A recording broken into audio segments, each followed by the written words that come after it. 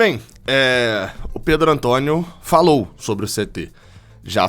Foi na quinta-feira passada, né? Só que você sabe, eu sou Gabriel Amaral, sou jornalista e sou tricolor. E, sendo jornalista, cubro os jogos no estádio, né? Quase sempre. Não estive lá em Fortaleza no domingo, mas estive em Santos e, enfim, ele falou na quinta-feira, justamente no horário em que eu tava voltando de Santos. Mas fui assistir, como prometido, até tem várias anotações aqui, acho interessante. Como prometido lá atrás, esse vídeo aqui, né, que encerra a cobertura da visita lá ao CT do Fluminense, ao CT Carlos Castilho, e que traz informações para vocês. Para quem não tá entendendo nada do que tá acontecendo, eu vou deixar aqui, eu acho que é aqui, desse lado aqui, a playlist com todos os vídeos dessa cobertura do CT. O primeiro vídeo, onde eu explico por que eu estava indo no CT, explico detalhadamente, falo, olha, estou indo lá ver problemas do CT. O segundo vídeo gravado lá no CT, mostrando até mais o CT, falando algumas coisas. O terceiro vídeo, onde eu busquei contato com o Pedro Antônio, e vou falar mais disso depois, mas busquei contato com o Pedro Antônio para poder ter a opinião dele também, ou seja, trouxe o que foi passado, né, lá pela atual gestão, falando sobre o CT, e gostaria de trazer também, já naquele vídeo, a opinião do próprio Pedro Antônio. E tem esse terceiro vídeo. Um erro que eu tive foi não falar nesse terceiro vídeo de que, desde o início, todo o meu objetivo indo no CT era saber o que tinha de problemático. O Fluminense tem um CT, etc e tal, elogiado, mas a gente sabe que problemas do CT não vão pro site oficial. Problemas do CT não vão sair da própria gestão falando de problema de CT. Então, eu fui lá ver os problemas. Isso daí, Gabriel, mas faltou, cadê os elogios? Você não elogiou nada. Exatamente, porque eu fui pra lá ver os problemas. Os elogios já estão aí em todos os portais, etc. Tudo aquilo que a gestão, ou o Fluminense, enfim, a diretoria, ou o próprio clube mesmo, passa pra gente, entendeu? Mas, enfim, eu voltei de lá com alguns questionamentos, né, com algumas dúvidas que eu gostaria de ouvir o Pedro Antônio como o vice-presidente de projeto, o vice-presidente ali que cuidou da construção do CT. Cuidou, emprestou dinheiro, enfim, participou da construção do início até a paralisação, né, da construção praticamente. Depois o Fluminense acabou fazendo outras coisas ainda, já sem ele, mas foi o cara que planejou ali tudo do início. Tentei contato inicialmente, mandei o WhatsApp, mostrei aqui as mensagens, depois eu descobri que ele estava em Portugal. Eu tentei ligar algumas vezes, mas ligo normalmente mais à noite. Lá são algumas horas à frente, de madrugada, obviamente, ele me ia atender. Mas poderia ter respondido as mensagens, né? Os WhatsApps poderia ter respondido, como me respondeu, inclusive, quando eu mandei mensagem depois que ele já tinha feito a live lá, ele me respondeu. Enfim, mas ok, pelo menos respondeu os questionamentos que eram mais importantes. Ele me respondeu, no caso, não esses questionamentos. Falou que tinha respondido tudo que eu quisesse perguntar, tava na live, que não gostaria mais de falar do tema. Mas vamos lá, vamos para as respostas dele. Gabriel, você vai botar o vídeo aqui, vou botar ele falando? Não, porque esse conteúdo tem direitos autorais. Qualquer live, qualquer vídeo aqui do YouTube, qualquer informação postada aqui no YouTube tem direitos autorais. Pertence ao próprio canal. Então, assim, se eu botar e o dono do canal quiser dar um strike aqui no meu canal, pode fazer isso. Então, eu prefiro não correr esse risco. Então eu vou ler, anotei, assisti a live, são mais de 3 horas de live, assisti algumas vezes, inclusive, né, pedacinhos para poder conseguir assistir tudo e fiz algumas anotações. Então, vambora, deixa o seu like aqui embaixo, se inscreve aqui no canal, tô molhado aqui porque eu fui espantar galo aqui do quintal que tava cantando, enchendo o saco, já não basta as costas que o galo deu na gente nessa temporada, tirando até da Copa do Brasil. Ainda tem que ouvir galo de madrugada. Mas vamos lá. Vamos embora pras falas. A primeira Primeiro eu vou relatar só tudo que ele falou, depois eu faço um balanço ali no final. Esse vídeo com certeza ficou longo, né? Sobre a questão do tamanho do campo, né? Do tamanho do campo 1. Esse foi um assunto que ele menos falou até. Mas ele diz que tínhamos um terreno que é um triângulo, o terreno do CT. Cerca de 48 mil metros quadrados, isso. Que é um terreno pequeno. Nós fizemos na maquete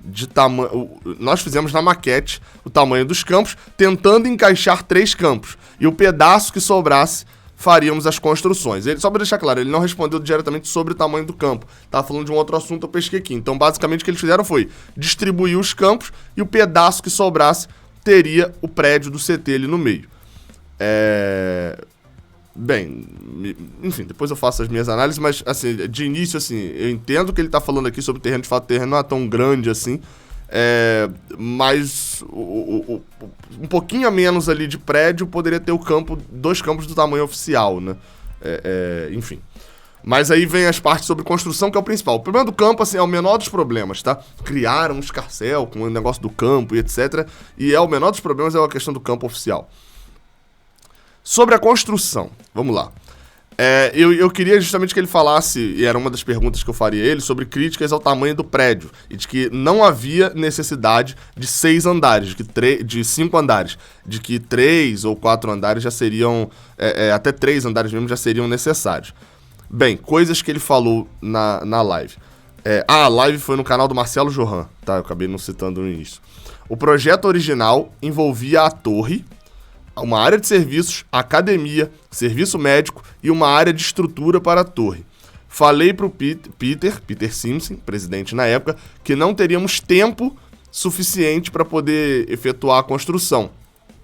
E aí ele falou que, como economizou muito durante o início da construção, ele falou que sobrou dinheiro e de que daria para levantar a torre. Acho que quando ele fala torre, ele fala o prédio, né, do CT, onde tem ali os quartos, etc. E aí ele falou o seguinte: mesmo que fique incompleta, vá que chegue um presidente que fique de birra, mesmo que tenha uma torre com uma parte inacabada, ele vai se sentir na obrigação para não passar um mico de deixar um prédio inacabado. Enfim, ou seja, ele teve essa visão de, na primeira parte da obra, já levantar a torre para poder não deixar, mesmo que deixasse inacabado, não tivesse o dinheiro ainda naquela parte, quem viesse se sentir na obrigação de não ter um elefante branco ali. Ter que melhorar o CT porque tem que usar. Que se não tivesse o prédio, não temos o prédio, etc. Ele fala sobre o prédio, as críticas, lembrando, né? Foram muitas críticas, e aí quando eu digo muitas críticas, em parte eu tô dizendo críticas que eu ouvi, em parte eu tô dizendo críticas que eu fiz, que eu vi, que eu fiz. Por exemplo, uma das coisas que eu falei o CT tem um prédio muito grande, não é que o CT, né? O prédio, pra mim, na minha opinião, é muito grande, pelo que eu vi lá. Isso não é ruim, o prédio ser grande obviamente que não é ruim, pô, eu também não quero que o Fluminense tenha um quarto do tamanho aqui do meu estúdio pra todos os jogadores ficarem em pé aqui dentro dormindo, óbvio que não. Mas talvez se não a questão do tamanho lá do que eu vi, se ele não ficaria caro demais a ponto do Fluminense não conseguir terminar. Por exemplo, o estádio de Brasília. Brasília é a capital federal do Brasil. Pô, Brasília não merece ter um estádio gigantesco, bom, sensacional, top? Sim. E ele fica... Um exemplo melhor ainda, o Maracanã.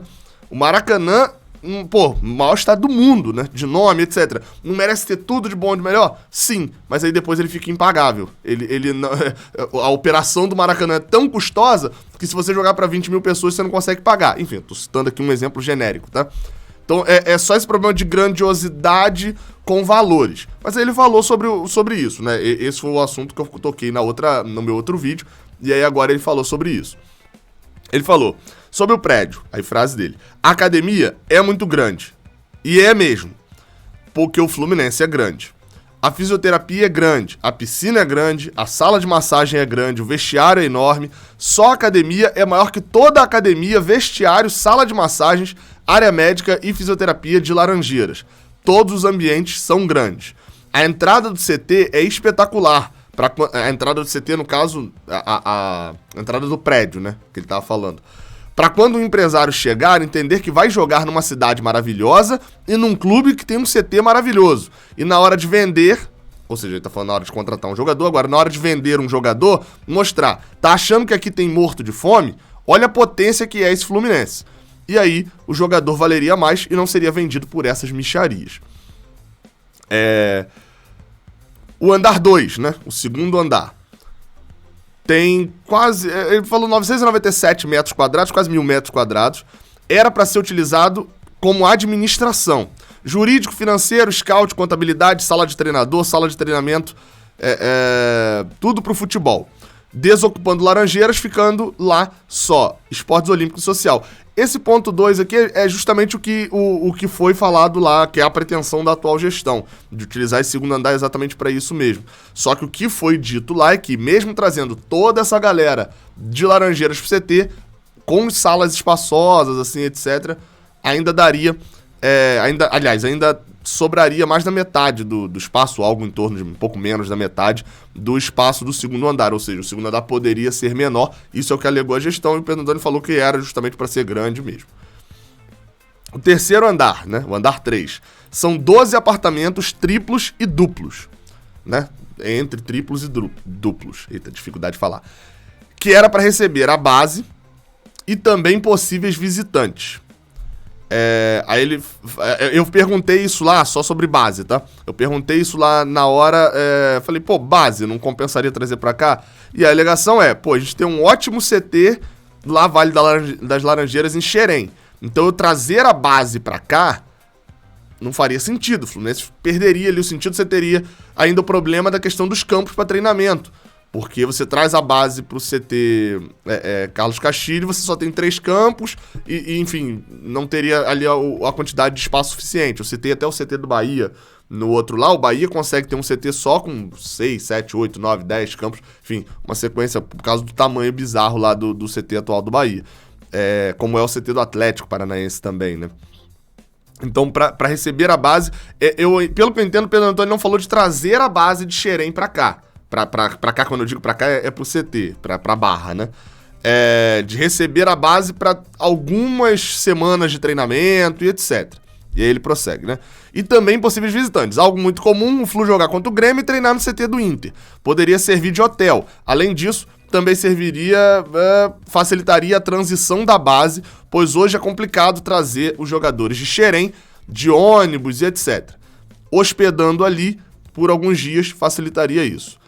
Além disso, nesse andar também tem 3 suítes para comissão técnica. Ou seja, esse andar, a utilidade desse andar, e aí é onde a gente entra aqui num ponto de visões. São visões, de não haver certo ou errado. Esse andar, ele tem basicamente, segundo a explicação do Pedro Antônio, um objetivo muito sazonal. O que quer dizer isso? É que quando um time viesse para o Rio de Janeiro treinar, quisesse treinar no CT do Fluminense, ou seja, ele não poderia enfrentar o Fluminense, né? Hoje seriam para clubes de Série B ou para o clube que fosse enfrentar o Flamengo. E além disso, não tivesse, por exemplo, o Fluminense tem uma parceria com o Hotel Nacional, né? Na verdade com a empresa, o Grupo One, se eu não estou enganado. O Van, não sei como é que se fala. E aí, ou seja, o Fluminense tem essa parceria que eu imagino não pague hotéis em lugares que tenham esse Grupo One, que são vários lugares até do Brasil. Então, precisaria ser um time que também não tem essa parceria de hotel para ficar hospedado lá no CT, e aí, obviamente, isso traz um dinheiro de volta também, porque você, né, o clube pagaria para ficar lá como se fosse um hotel. E, além disso, o Fluminense também teria questão de treinamento, né, de como só tem 3 campos, teria que organizar ali para poder não chocar com o treinamento do Fluminense em alguns pedaços. Então, assim, e o outro seria de receber 3, 4 jogadores da base que estão fazendo treinamento no profissional, enfim, em alguma outra, no Sub-23, etc., fazer essa transição também. Assim, como eu falei, seria um uso muito sazonal. Ou seja, não é raramente o termo melhor, mas seria um uso em um mês, um uso em outro mês, e aí às vezes não vai ter uso, etc. E é isso que, na minha concepção, é um custo muito alto, você fazer um andar inteiro, com quartos triplos, tudo isso, para ter um uso tão pequeno. Ah, Gabriel, mas aí o Fluminense não teria o maior CT do Brasil, não seria ok, mas isso é uma visão muito mais de imagem do que a visão financeira. Então, nesse ponto, eu discordo desse terceiro andar, acho que é realmente um andar que não teria a necessidade. Mas aí ele continua. Mas entendo para que seria usado, tá? Ou será usado. Os andares 4 e 5 têm 18 suítes individuais cada. Fred, por exemplo, não fica em quarto dividido quando viaja. Facilitaria para ter treinamento em tempo integral, com cada jogador tendo o seu próprio quarto. Temos jogadores sul-americanos, por exemplo, que estão no hotel e podem estar morando ali no CT. Isso eu concordo totalmente, esses 2 andares são de fato necessários. Achei as suítes individuais, quando eu fui lá, muito grandes. É um espaço realmente grande. O jogador se sentiria perfeitamente confortável ali. Talvez, não sei qual é a metragem, até o Gustavo Ribeiro que tava lá, né, que era o cara que viajou vários CTs do Brasil pra poder ter noção de como é que funciona e tal, enfim, foi pra CTs de todos os times da Série A, etc, falou que de fato os quartos individuais são grandes demais, que normalmente o padrão é ser um pouco menor e aí, talvez de repente coubessem todos os 30 quartos em um andar só. Isso aí, como eu não viajei, não vi, é a versão de um com a versão do outro. Bem, então esse foi a resposta dele sobre o tamanho do CT. Ainda falou de uma cobertura para ter convidados e arranjar dinheiro de patrocínio, e falou que demonstrou para todos os grupos que foram ao CT, lembrando, teve viagens lá ao CT, lá em 2015, 16, 17, na época da construção, explicando toda a planta e nunca teve nenhum questionamento. Críticas à questão de não ter água. Ele falou sobre isso também, não ter água no CT. Lembrando, até hoje, foi falado lá, é que até hoje se tem que comprar caminhão-pipa e tem que usar gerador. Não tem água e não tem energia elétrica. Bem, aí ele falou que já poderia ter mesmo sem o CT. 5 anos e ninguém puxou um cano para poder levar água para lá. Mas só que ele ressaltou a complexidade de fazer a rua. Falou que realmente é um negócio muito complexo e tal, porque tem todas as questões, os padrões da prefeitura, não é só você fazer a rua, você tem que seguir um padrão e etc. Só que ele fez muitas críticas como foi construída a rua. Lembrando, a rua ela tem que ser finalizada.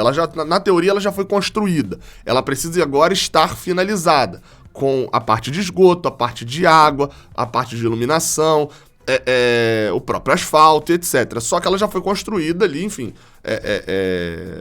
Eu não sei se chamaria de processo de terraplanagem exatamente aquilo de lá. Falou que botaram cascalho e que, enfim, basicamente o que vai ter que acontecer é refazer o processo todo do início, que o jeito que foi feito não foi um jeito correto. Enfim, eu não vou entrar aqui no mérito da obra, até entendi exatamente ali o que ele falou, até porque fiz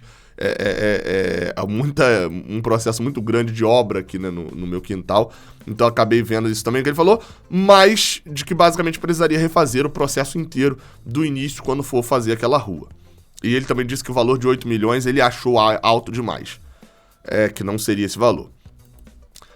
Sobre as pilastras, né? Lembrando que foi falado isso, e inclusive foi falado pelo próprio Mário Bittencourt, de que estudos de engenheiro civil que foi lá, disse que aquelas pilastras eram para prédios de, enfim, dezenas de andares, e não para um prédio de 4, 5 andares. De que as pilastras eram muito grandes, enfim, alguns até comentários, eu não lembro quem fez exatamente o comentário, de que talvez as pilastras, sobrou tanto espaço, viu que estava tão grande, que fez pilastras grandes para poder diminuir o espaço, enfim, nessa parte eu não acredito tanto, mas enfim.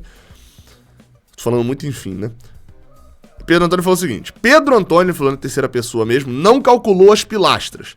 Contratamos empresas que só fazem revisão de cálculo estrutural para ver o que tinha de mais ou de menos. Ou seja, onde tinha uma pilastra maior do que era necessário e onde faltava. Ia faltar pilastra e a base não ia ser não ia ter a segurança. Foi estudado problemas em outros prédios no local, ali perto ali do local, com técnicos e engenheiros que certificaram de que aquelas eram colunas suficientes, necessárias e fundamentais para a construção. O CT foi construído para ficar e não ficar caindo. Vou frisar aqui, então, que ele falou de suficiente, ou seja, não era menos, necessária, ou seja, precisava daquilo, e fundamental, que é quase que uma redundância, para a construção. Ou seja, segundo ele, o CT, aonde ele foi construído, o mangue, etc., tudo aquilo, necessitava daquela pilastra, daquele tamanho gigantesco mesmo. E aí digo gigantesco aqui, não fazendo juízo de valor se é grande ou pequeno, mas que de fato são pilastras muito grandes e que ali, mesmo sendo um prédio menor, necessitava daquele tipo de pilastra. Sobre o elevador, enfim, foi falado lá que o elevador são 2 elevadores. Nessa parte eu acho que eu nem vou entrar muito na questão, porque eu acho que o Pedro Antônio até se confundiu ali na questão dos elevadores. Ele diz que o elevador tá parado porque o Fluminense não pagou taxa de manutenção e etc. Só que aí depois ele fala que é o elevador da direita, que estava sendo comentado como um elevador de presidência. Sendo que, na verdade, o que foi mostrado lá era o elevador da esquerda, que é um elevador que tá com drywall na frente e não vai ser utilizado. E o elevador da direita tava lá, assim. Não chegamos aí muito para aquele lado de lá, né? Que era uma área, acho que, se eu não me engano, tem banheiro e tal. Mas o elevador tava lá e, segundo ele, no projeto seria um elevador social, especial e tal, que era esse da esquerda, e o da direita seria o elevador de serviço para cozinha, para copa, rouparia e etc. Sobre a piscina. Palavras do Pedro Antônio. O Filé nunca falou que queria... Filé, pra quem não sabe, funciona... Enfim, todo mundo sabe que é o Filé, né? Falou que nunca falou que queria uma piscina aquecida. A coisa mais importante na recuperação de um jogador é o gelo. Aquilo lá é uma piscina de recreação. Na gestão Abad falaram da piscina e botaram aquecimento. Agora tem a discussão para poder fechar. Lembrando, a piscina ela tem o teto, mas ela não tem paredes em volta. E pelo que escutei, 6 milhões de reais. Nem o maior débil mental vai dizer que custa isso para poder fechar aquilo. Aquilo, a piscina. E ele falou também que seria para colocar ar-condicionado. Essa parte eu não entendi, confesso que ele citou ali, não ouvi nada sobre ar-condicionado lá. Ele falou, sabe por que Mário Bittencourt proibiu de filmar? Quem foi visitar o CT, né? Para não mostrar a beleza lá de dentro. Bem, não sei se exatamente foi isso, nesse mérito eu nem entro exatamente não. Porque, confesso que eu não entendi o proibido filmar lá de dentro. Até agora eu não entendi. Não acho que seja pra mostrar a beleza, até porque senão ele liberaria de mostrar partes que estão feias, né? Que estão no reboco, etc. também. Como eu falei, tem colunas, e era uma das perguntas que eu gostaria de fazer ao Pedro Antônio, mas ele já encerrou o assunto. Tem colunas no segundo andar que estão lá, e que eu vi porque eu sei, e repetindo, não sou engenheiro, não sou nada, mas estou fazendo obras aqui em casa e já tive esse problema. De você botar peso demais em cima de uma coluna. E aí a coluna, famoso selar, né? Não sei se é exatamente assim que se fala. E a coluna ficar com a barriga. Tem peso demais. Isso pode acontecer quando você erra o cálculo, etc. E eu vi algumas colunas lá no segundo andar com isso. Tinha algumas colunas no terceiro andar, se eu não estou enganado, que estavam com o vergalhão para fora, ou seja, não foram preenchidas corretamente. Então, assim, tinha alguns erros. E aí, algo que eu gostaria de perguntar ao Pedro Antônio é se isso já estava lá. Eu não estive no CT, não sou sócio, proprietário de não sei o quê, para estar na visita lá inicial em 2015, 2016, se isso já estava lá, isso, ou foi por falta de manutenção da atual gestão. Enfim, a atual gestão fala que isso é erro de cálculo de estrutura de quem construiu, e eu gostaria de ouvir o lado dele também. Ele falou que a área da piscina foi 100% de doação, citou muitas doações, né, nessa live. E por fim, o grande fator que é a questão da dívida. A dívida do Fluminense com o Pedro Antônio.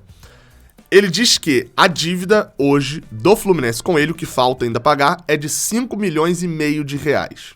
5 milhões e meio, ok? É o que o Fluminense tem de dívida com o Pedro Antônio. Só que, com a taxa Selic, a taxa iria dar algo em torno de 1 milhão e 600 mil a mais, que iria para 7 milhões 156 mil reais, alguns quebradinhos. Isso com a taxa Selic. Ele já falou que não cobra a taxa Selic desse empréstimo para o Fluminense.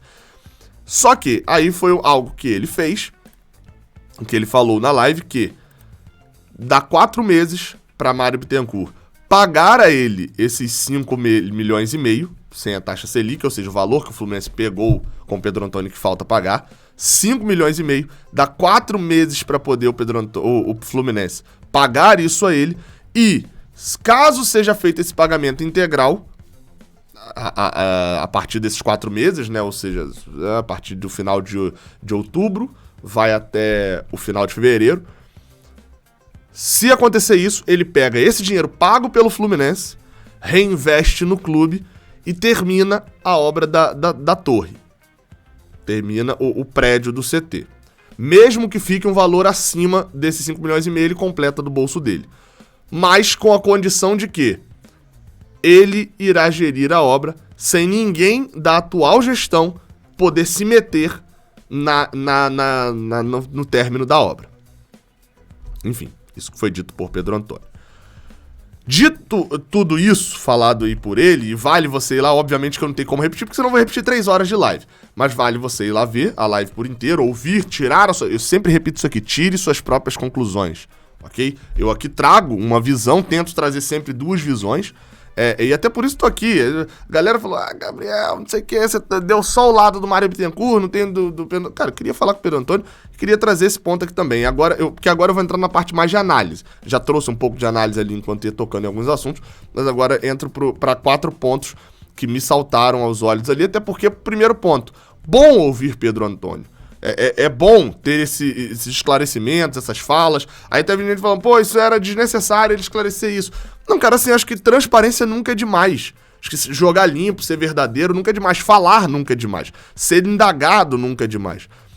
Eu valorizo muito isso. Pode gente que não valoriza, eu valorizo muito isso. Então, assim, bom falar. Gostaria que pudesse ter respondido antes, pudesse, enfim, ter falado isso, não deixado pra fazer uma live depois, enfim, vou até comentar isso como outro ponto depois.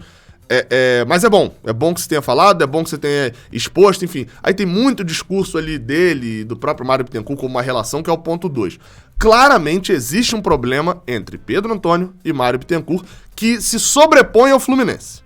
O Fluminense está abaixo do problema que existe ali pessoal entre os dois. Claramente existe, e aí digo, porque estive no CT ouvindo o Mário Bittencourt falando, e como eu falei lá atrás no vídeo, falei, olha, eu estou trazendo aqui as questões sobre o CT. O que Mário Bittencourt falou sobre Pedro Antônio, eu caguei. É problema deles dois, e um dia, se isso importar pro Fluminense, a gente discute. E assim como estou trazendo aqui o que Pedro Antônio falou sobre o CT. O que ele falou sobre Mário Bittencourt na live é assunto dele com o Mário Bittencourt, e eu não vou trazer pra cá porque eu falo do Fluminense. Então o CT é do Fluminense. Dito isso, até pra poder encerrar, porque também o vídeo... Meu Deus, 25 minutos de vídeo. Caraca! Isso virou uma live quase.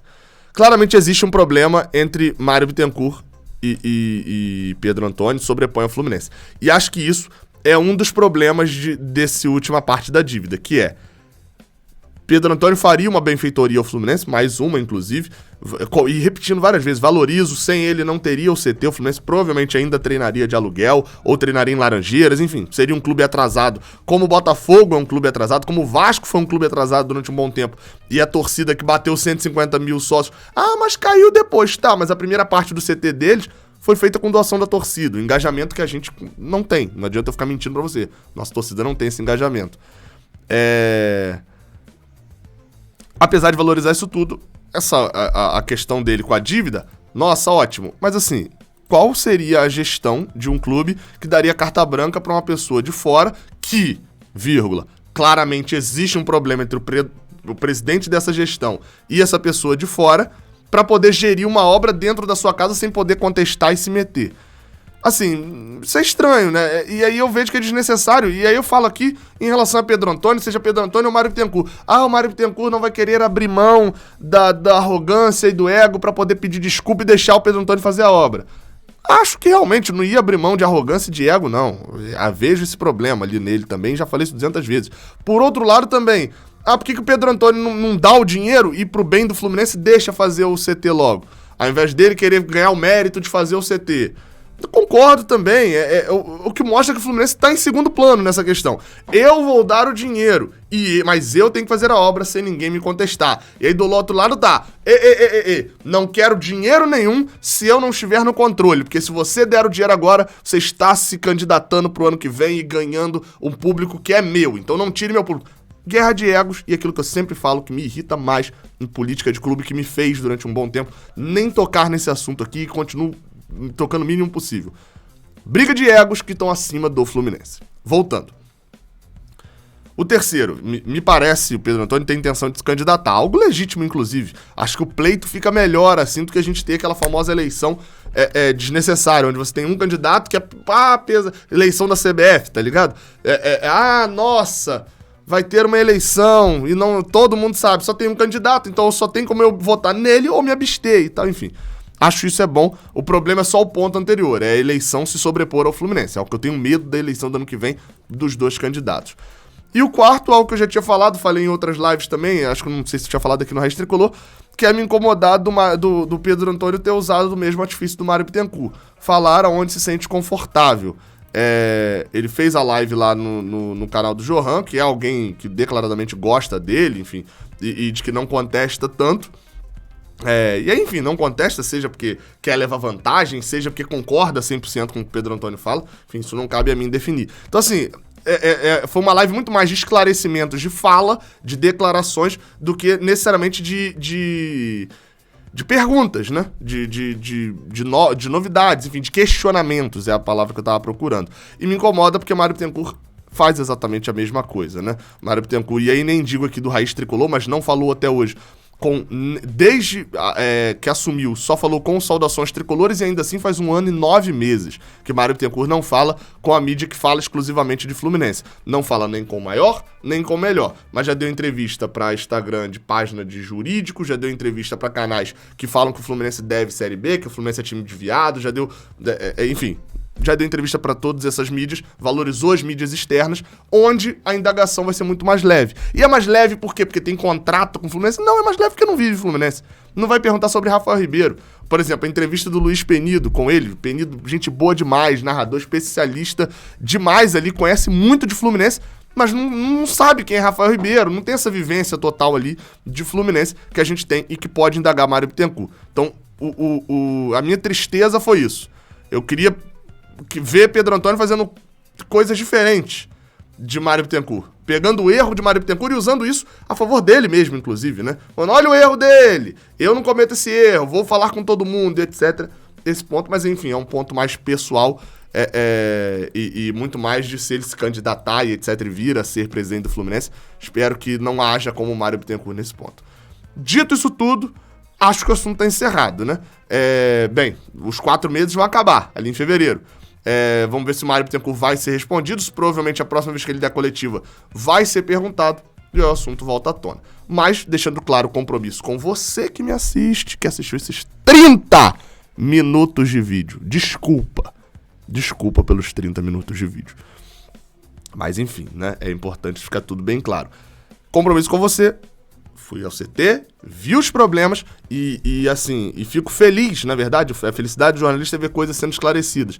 Que muitas coisas ruins e muitas coisas boas, principalmente, vieram à tona. E boas não no sentido da questão ser boa, mas do debate ter sido levantado e de coisas terem sido expostas. O Fluminense, durante muito tempo, e é ainda... Um poço de dificuldade de se encontrar as coisas.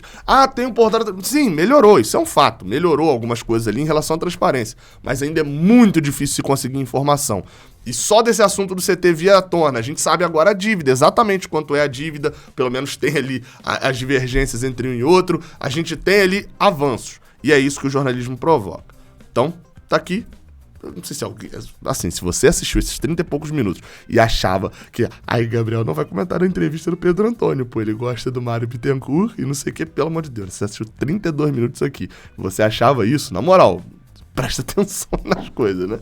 Você tá sendo mais influenciado por caixa de comentário ou por gente aí, sei lá, que quer tentar destruir alguma coisa, etc., do que eu prestando atenção nas coisas que eu falo. Se tem uma coisa que eu não tenho aqui, é político de estimação. E por isso que eu sempre deixo aberto. Gente... Eu não preciso de político de gestão do Fluminense. Eu preciso do Fluminense. O Fluminense estando vivo, eu tô ok. Se o Fluminense morrer, eu vou ter um problema aí de tentar achar outro clube pra criar um canal. Né? O Fluminense morreu, a gente vai ter que torcer pra outra coisa. Agora, de gestão do Fluminense, caguei. Não preciso nem da gestão que tá aí lá, nem de quem quer entrar, nem de nada. Preciso, é só do meu trabalho sendo bem feito. 32 minutos. Por favor, chegou até o final desse vídeo? Deixa o like. Até a próxima. Valeu.